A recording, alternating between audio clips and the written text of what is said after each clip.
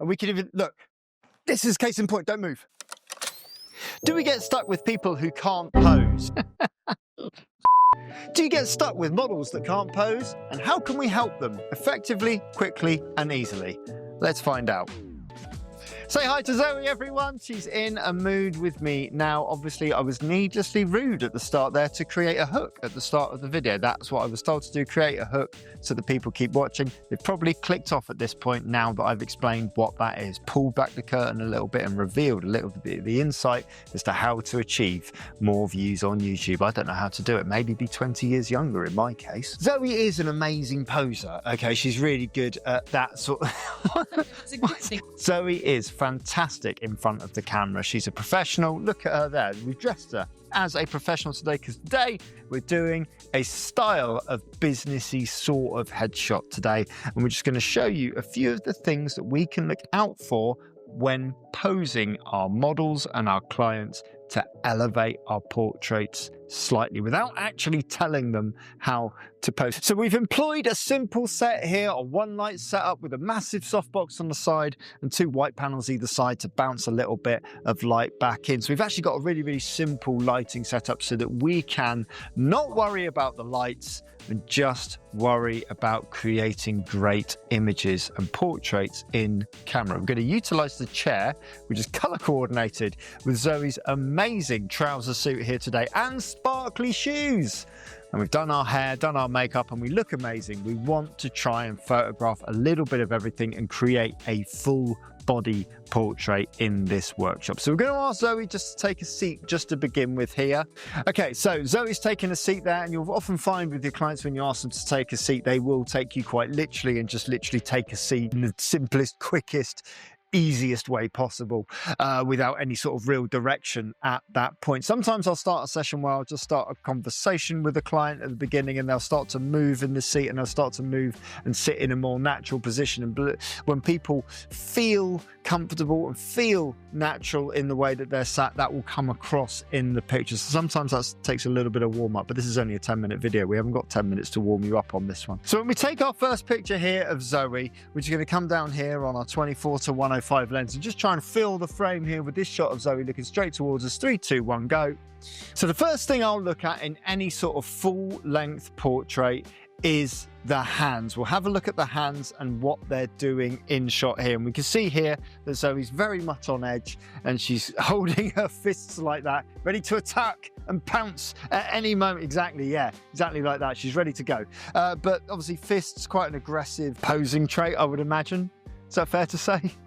You'll find a lot of people will ask, I don't know what to do with my hands. What do you want with my hands? Where do you want my hands in the photo?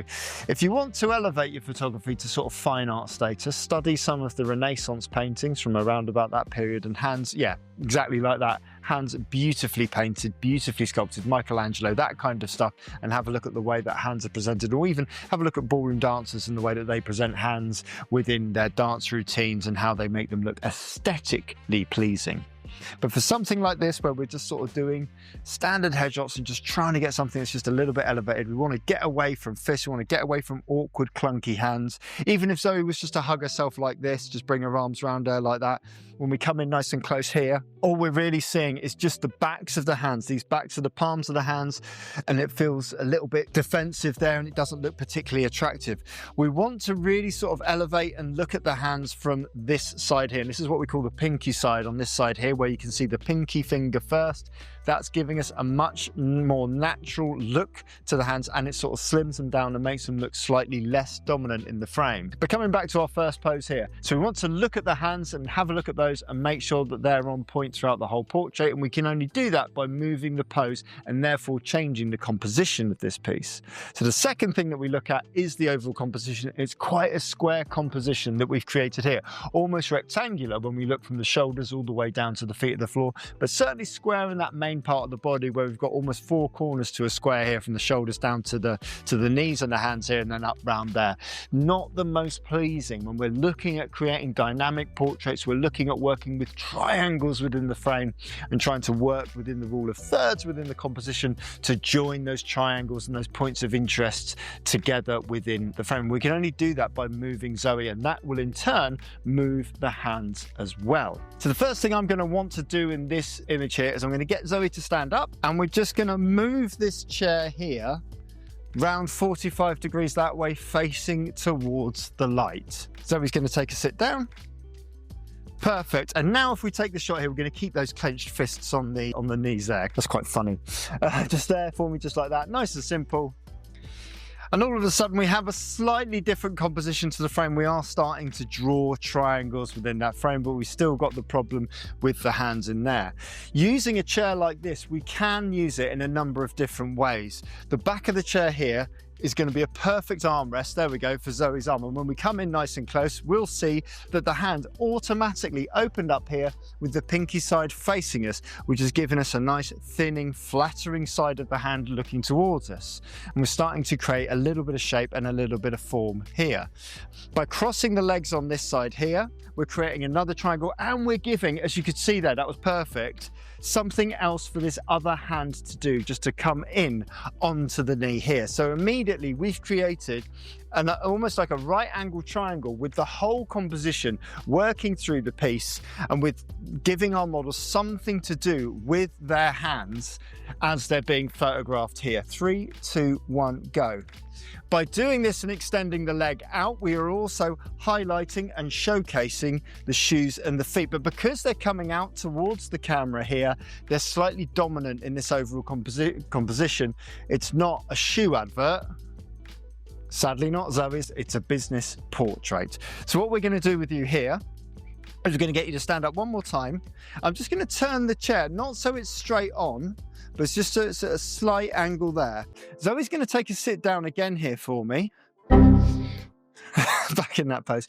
But this time, we're going to come on to the third element, which is posing and posture.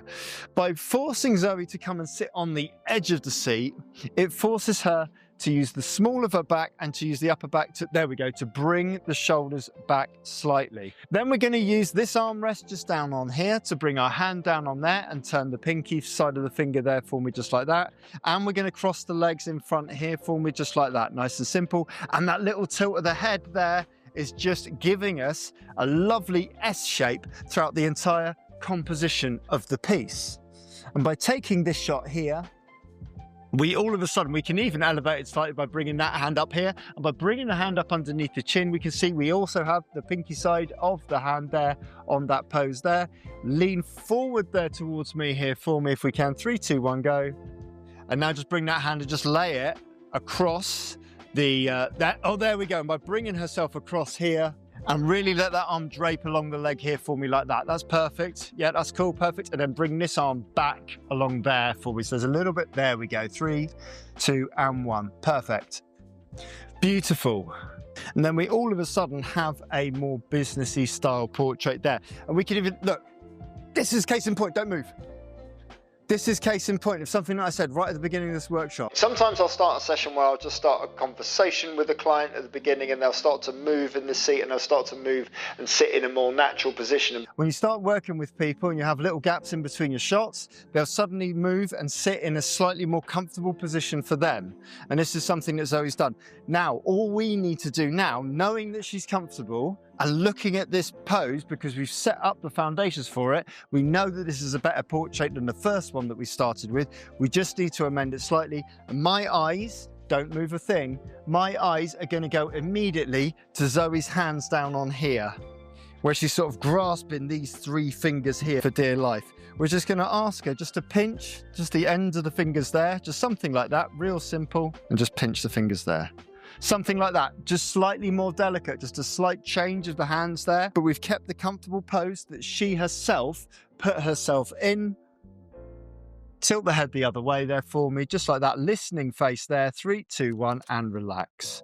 And there we have a beautiful, stylish pose for a business portrait by changing the angle of the thing that we're sitting on to create composition within the piece, and then by changing angles and elements within that composition to create shape and triangles, and then by looking at attention to detail in terms of the way that the head's placed and in terms of the way that the hands are placed, we can create a portrait that is elevated from something quite standard, quite basic, and imposing in photographic terms quite poor, to something that has a next level and beyond in terms of the refinement of the artistry within the portrait.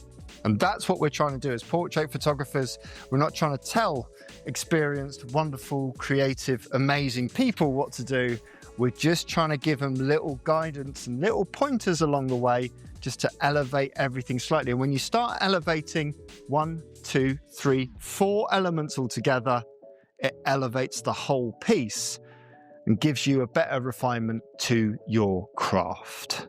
Zoe, how has this business headshot workshop been for you today? Outstanding. Outstanding. Look at that. It's good.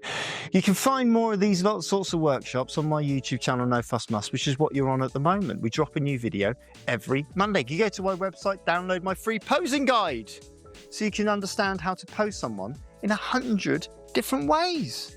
100 different poses, all for free. You can download that for free.